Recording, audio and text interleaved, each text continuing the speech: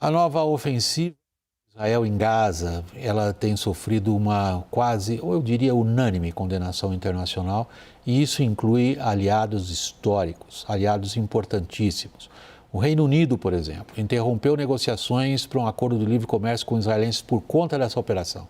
França e Canadá também ameaçaram tomar medidas em resposta à escalada nos ataques e o bloqueio da ajuda humanitária em Gaza. Mesmo a Alemanha tem um papel especial nas relações internacionais, sobretudo as relações de Israel com a Europa. Tem sido extraordinariamente crítica. Confira. Na Câmara dos Comuns, o secretário de Relações Exteriores, David Lammy, disse que o Reino Unido não poderia continuar com os planos de livre comércio com Israel diante da violência em Gaza. They are isolating Israel from its friends and partners around the world, undermining the interests of the Israeli people and damaging the image of the state of Israel in the eyes of the world. O governo do primeiro-ministro Keir Starmer também convocou o embaixador israelense no país para explicações. And I want to put on record today that we're horrified by the escalation from Israel. O premier Benjamin Netanyahu disse que a nova ofensiva do exército israelense vai tomar o controle de toda a faixa de Gaza. Os bombardeios se intensificaram, com mais de 500 mortos nos últimos 10 dias, segundo autoridades palestinas. Por terra, a operação se expande cada vez mais. 70% do território já é considerado zona militarizada por Israel. Sob pressão internacional, as forças de defesa israelense afirmam que a entrada de ajuda humanitária foi liberada nesta terça-feira. Nas últimas semanas, o bloqueio impediu a chegada de alimentos, remédios e combustíveis, levando 500 mil palestinos do enclave a passar fome, segundo as Nações Unidas. Potências ocidentais condenaram a escalada da ação militar. Aid must reach civilians in need immediately, and the blockade on Gaza needs to be lifted now, because humanitarian aid must never be politicized. França e Canadá ameaçaram tomar ações concretas caso a ofensiva continue. Até mesmo o presidente Donald Trump, que evita críticas a seu maior aliado no Oriente Médio, não visitou Israel na viagem que fez ao Golfo Pérsico na semana passada. Mesmo assim, não há sinais de recuo por parte do governo Netanyahu. O ministro da Defesa, Israel Katz, justifica a ação em Gaza, alegando que foi a operação militar que pressionou o Hamas a voltar às negociações por um cessar-fogo no conflito. Nesta terça-feira, a diplomacia israelense afirmou que pressões externas não vão desviar o país dos seus objetivos. Dani, essa frase final da nossa reportagem talvez nos ajude a orientar a nossa conversa. Objetivos finais de Israel. De críticas internacionais, o governo de Benjamin Netanyahu é o governo mais radical da história de Israel. Tem normalmente deixado de lado. Desta vez são países vitais para a imagem internacional de Israel, Alemanha, Reino Unido, Canadá, França, que têm sido extraordinariamente críticos. Mas os Estados Unidos, ignorando ou não Netanyahu, como aconteceu na viagem, deixaram Israel com as mãos livres para fazer o quê? É muito complicado, porque a única coisa que fez a África do Sul acabar com o regime de apartheid foi uma pressão enorme do internacional, juntamente com o embargo, com o isolamento, e isso resultou numa mudança profunda da realidade sul-africana. Eu vejo que o caso de Israel tem um ponto de inflexão, que é o apoio, como você bem disse, William, dos Estados Unidos, que é o principal aliado de Israel na região. Mas França e Reino Unido também são aliados muito importantes. Nós não podemos esquecer da Declaração Balfour de 1917, feita pelo governo britânico, que ali fazia uma promessa de instalação de um lar nacional para os judeus, um compromisso forte com Israel, que estava nascendo naquele momento com o movimento sionista, a mesma coisa com a França. Então, eu vejo que, por mais que essa mão livre, né, vamos dizer assim, esse prêmio que Israel ganha em razão das negociações que os Estados Unidos mantêm com o Irã, com o Iêmen e a aproximação com os países do Golfo, isso vai gerar repercussão clara.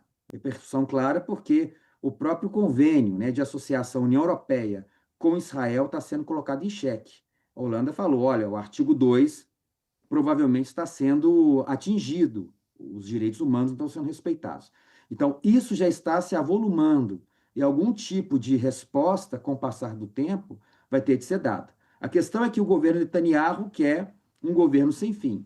E para ter um governo sem fim, eu já disse antes, é necessário uma guerra sem fim. Mas ninguém mais suporta ver o escândalo que é a questão desta guerra em Gaza, né? Não deixando para trás o que aconteceu no dia 7 de outubro.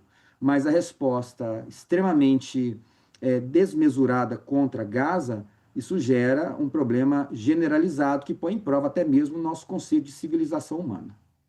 Gunther, deixa eu ver se faz sentido a gente olhar o que está acontecendo nesse momento em Gaza, uma região que o próprio chefe de governo israelense acaba de dizer que ele reocuparia, ou está reocupando. A gente vê por parte de Israel o exercício do que parecia lógico, né? Ele impôs uma superioridade militar aos seus principais adversários com a virtual destruição do Hezbollah. O que aconteceu na Síria abriu para Israel oportunidades que 2 anos atrás a gente não imaginaria, de influência e controle de uma parte territorial muito importante ali do Oriente Médio. E a gente vê um governo que tem como proposta eleitoral explícita a anexação da Cisjordânia. O que vai se fazer com a população da Cisjordânia? Ou o que vai se fazer com a população de Gaza? Será que Gaza é o exemplo prático? E a extraordinária ofensiva militar israelense também na Cisjordânia é o exemplo prático de palavras que não são pronunciadas? Olha, William, se efetivamente voltar a tentar não só controlar, ocupar Gaza e anexar, né, aí seria um passo decisivo para Israel deixar de ser uma democracia. Porque controlar, anexar efetivamente, oficialmente tornar esses 2 territórios territórios israelenses, se não der cidadania para essa população, aí sim você vai ter definitivamente esses governos europeus rompendo com Israel. Aí vai ser esse isolacionismo que o Dani estava tanto colocando e colocou muito bem, que vai ser praticamente impossível para Israel continuar tendo qualquer apoio internacional. Tá? Agora, vai ter também um problema regional, porque os governos do Egito e da Síria já deixaram claro que, se for nessa direção, eles mesmos vão possivelmente deixar de reconhecer Israel.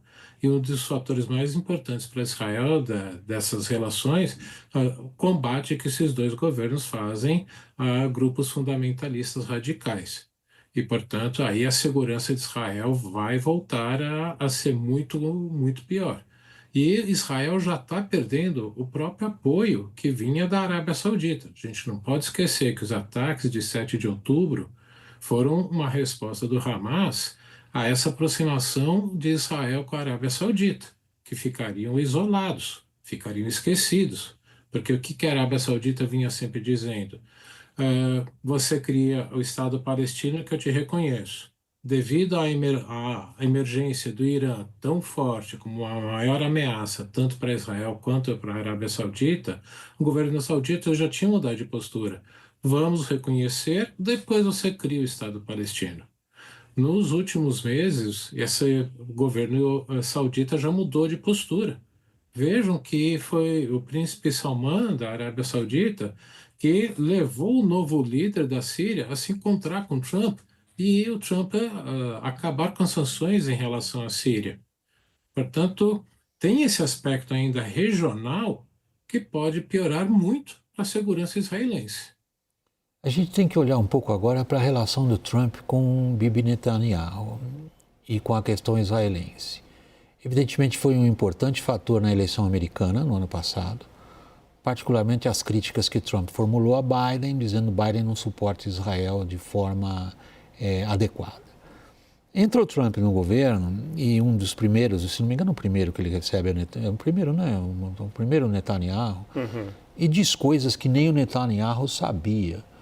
Por exemplo, de aproveitar a situação e estabelecer uma Riviera em Gaza, que o Trump ocuparia. E expulsar os palestinos. Exato, exato. Nem o Netanyahu sabia daquilo naquele momento. Foi a primeira vez que se falou disso em público. Exato. A partir daí que se normalizou Mas isso. aí, exatamente, os mais radicais na coligação governista israelense aproveitam esse momento e forçam ainda mais a mão nessa direção que parecia sequer algo que se podia pensar até 6 meses atrás. Agora Trump parece um pouco, digamos, frio em relação a Israel, mas não ao ponto de controlar as ações? O Trump, ele tem uma repulsa a guerras em geral e ele tem verdadeira ojeriza de o nome dele ser associado a matanças, a banho de sangue. Ele, no primeiro mandato, ele abortou uma missão que já tinha sido autorizada, que estava a caminho do Irã para uma retaliação, quando os assessores dele disseram: presidente, você está ciente que poderá haver mortes colaterais de civis. Ele abortou. Ele falou: eu não quero meu nome associado a mortes de civis. E mortes de civis é o que temos na faixa de Gaza, com armas americanas, com dinheiro americano, com armamento americano. 3,8 bilhões de dólares por ano é o básico, além do que tem sido colocado a mais. Então, eu acho que é isso que está pegando para o Trump. Quer dizer, o projeto dele, de forma impensada, foi uma coisa impulsiva, ele pensou nisso quando ele estava caminhando para a coletiva com Netanyahu na Casa Branca, de tirar os palestinos de lá, mas ele achou que Jordânia, Egito, com os devidos incentivos econômicos, acolheriam essa população, por falta de intimidade com o tema, assim, de não entender que um regime que quebre esse tabu de que os palestinos têm direito aos territórios deles, um regime árabe, ele cai. A rua árabe não aceita isso. Trump não tem esse conhecimento dos detalhes das coisas e tal, e achou que era uma ótima ideia. Os palestinos vão viver bem num país, vão virar cidadãos de um país árabe, e os Estados Unidos, Trump, vou ter ali uma Riviera linda ali no Mediterrâneo, E então, quando ele viu que isso não é possível, que isso não vai acontecer, ele se frustrou, E aí ele viu ao mesmo tempo que, talvez ele não tenha entendido isso muito bem, mas as atitudes dele incentivaram o governo israelense a abandonar as negociações com Hamas, e que estavam indo bem.